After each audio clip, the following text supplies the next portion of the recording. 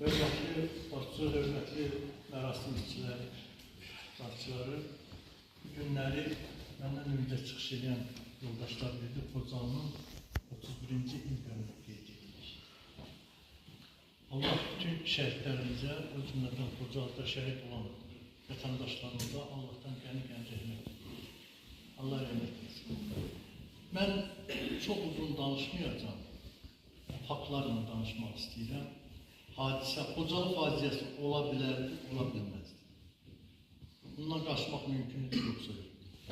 Bəli, əgər o devirdə Azərbaycanda hakimiyyətdə alınır başlı bir dənə rəhbər olsaydı, mən cəsarətlə deyərdim ki, bizim xalqımız qəhrəman xalqdır. Heç vaxtı tək Xocalı faciəsi yox, Xocalıdan öncə neçə dənə kəndlərimiz, şəhərlərimiz işğal olmuş. Bunların heç birisi olmazdı.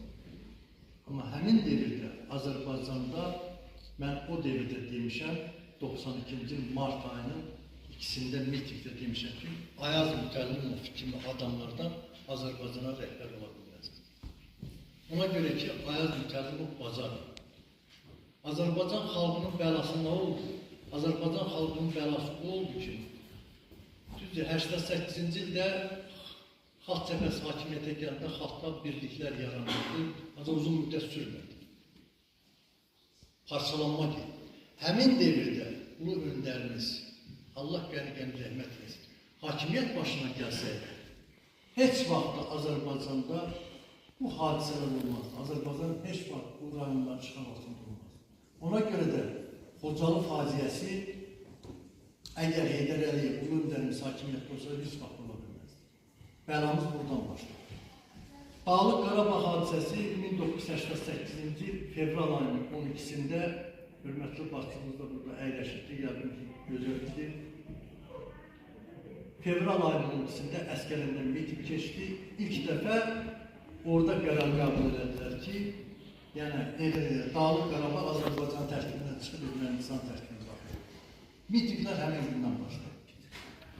Və 1988-ci il fevral ayının 19-da Ağdamdan əskərinə hücum olundu. Həmin hücumda 2 dənə şəhid oldu, 2 dənə cavan uşaqlarımız şəhid oldu. Allah qəni-qəni rəhmət etsin. Və bundan sonra getdikcə vəziyyət getdikcə gərginləşdi. O cümlədən də Xocalıda.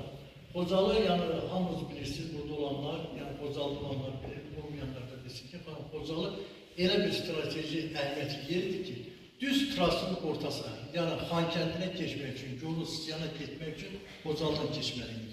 Aeroport buradaydı, dəmir yox, bütün hər bir şey yollar buradaydı. Ona görə də ermənilər həmişə Xocalıya qarşı ədalətsizlik qoydu. Düzdür, Xocalılar o devirdə, yəni dedilər, mən də demək istəyirəm, mən özüm mağazada işləyirdim, əhalinin produktunu təmin edirdik. Əhalinin, yəni 4 il Xocalı mühasirədə olmasına baxmayaraq, Xocalı böyük bir şəhər saldı. Gözəlləşdi, Xocalıya hər yerdən insanlar axmıyor. Xocalının 3 min əhalisi 7 minə, 5 minə qədər qaldı. Yəni burada o deməkdir ki, Xocalı inkişaf edir. Xocalı əhalisi qəhrəman cəmaatı. Gündüzlər işləyirdi, gecələr bütün hamı üst postlarında durdu. Xocalını qoruyurdu. Əgər mən deyərdim ki, Azərbaycan devləti Xocalının əhalısını silahlandırsaydı, Xocalı öz torpağını, şəhərini qoruyardı və heç vaxtda Xocalı faciəsi olmadı. Əfsuslar olsun, əfsuslar olsun. Biz bir gecə 6 dənə berdeyim, bir dənə də divizyon deyirlər, bunu götürdük, Ruslardan aldı. Amma Dadaş Rzayev kimi, bu günlər Dadaş Rzayevə hamı rəhmət olur, mən ona rəhmət düşünür, demirəm. O gəldi, əmr elədi ki, həmin BTR-lər qaytarılmalıdır. Həmin BTR-lər, Şahmar bəli çox gözəl bir Tros borcunda gizlənilmişdir, onlar qaytarıldı verildi həmin düşmənlərə. Bu idi bizim rəhbərliyimiz, bu idi bizim xalqımızın əzabı. Ona görə də Xocalı hadisəsi olmalıdır. Bəli, Xocalı faciəsi 25-dən 26-sına keçən gecə bu hadisə baş verdi. Amma ondan öncə Xocalılar yenə də deyirlər. Yəni bizdə elə bir vəziyyət yaranmışdı ki, yəni Xocalıda olmayan insanlar bilsinlər. Mən bunu zad üçün demirəm, şan-şöhrət üçün, ya nətər deyirlər, başqa mənada demirəm. Xocalıda Allahdandısa, un da yoxdur, çörək yoxdur, çörək tapılmırdı. Pekarna vardı, pekarna hesap yoktu. xamır gündə eləyirdilər, xamır paylayırdılar hər evlərə. Vedrə oldu, kiməsə çatırdı, kiməsə çatmırdı, əhalinin vəziyyətlərindən alırdı. Buydu Xocalının faciəsi. Xocalı çox zülm çəkdi, çox əzablar çəkdi. O cümlədən həkim çox gözəl dedi, bizdə Meksiti türkləri vardır, 42 dənə ailə idilər. Şahmar müəllim bir yaşayış kəndinin yuxarı hissəsində olurdular. Onlar qaçqın gəlmişlər bizim kəndimizə.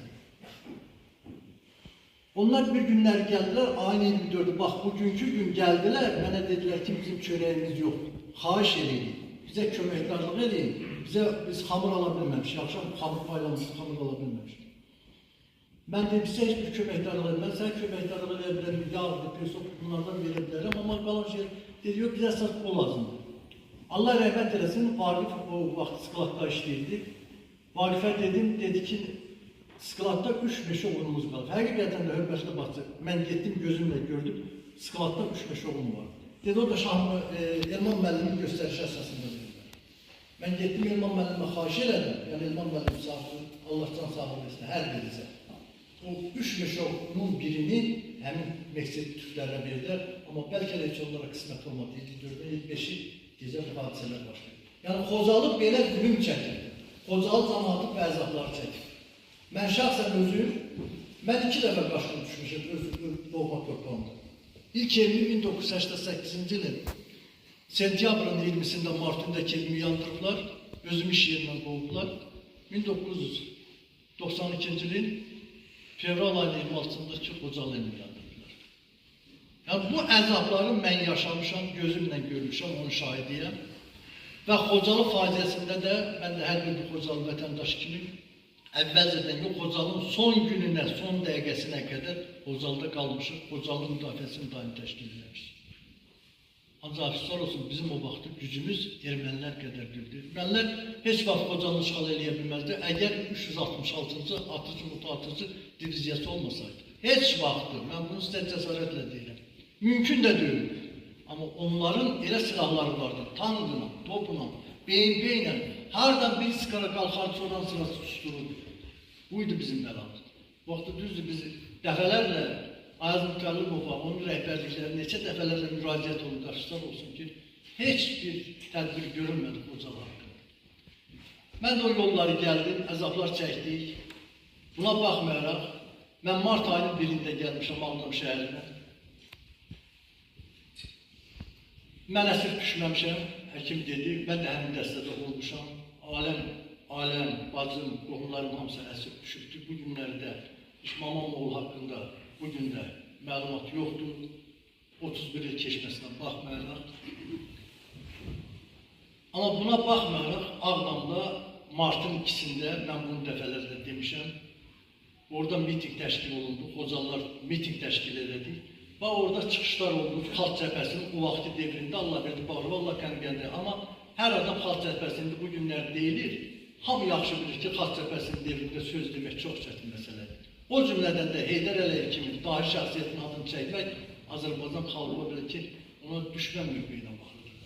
Amma mən həmin devirdə, həmin şəxsiyyət mən oldum ki, heç bir şeydən qorxmadan aləmi, uşağımı, qohumlarımı təhlükəyə ataraq mən o mitingdə söz aldım və Azərbaycan xalqına müraciət elədim ki, əgər Azərbaycan xalqı birləşməsə, özündə cəsarət tapmasa, Heydər Əliyev hakimiyyətə gəlməsə, Şuşa da gedəcək, Laçın da gedəcək.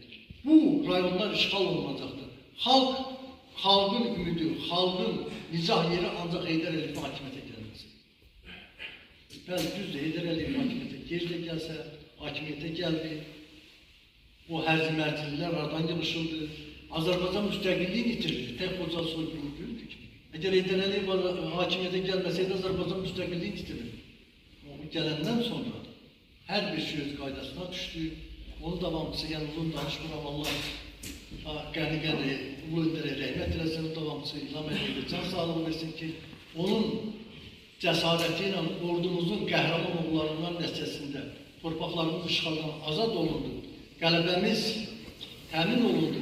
Düzdür, bu günləri deyirsiniz ki, belədir, amma yaralı yerimiz, Xocalı şəhərimiz, Xankəndimiz, Xocavəndimiz işğal altındadır. Allah o gün qismət eləsin ki, Azərbaycanın qəhrəman oğlanlarının qəhrəmanlığı nəticəsində işğaldan azad olunsun.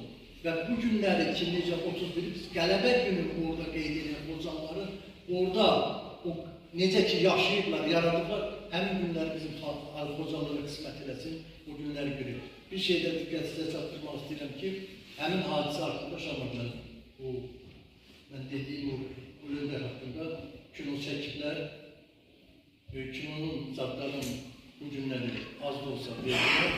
Ayın 26'sında saat 10'da o zatları, bu öndər haqqındakı filmləri göstərəcəklər. Diqqətinizə görə sağ olun. Allah bir daha şəhidlərimizə, Xocalı şəhidlərimizə, bütün şəhidlərimizə qəni-qəni rəhmət eləsin.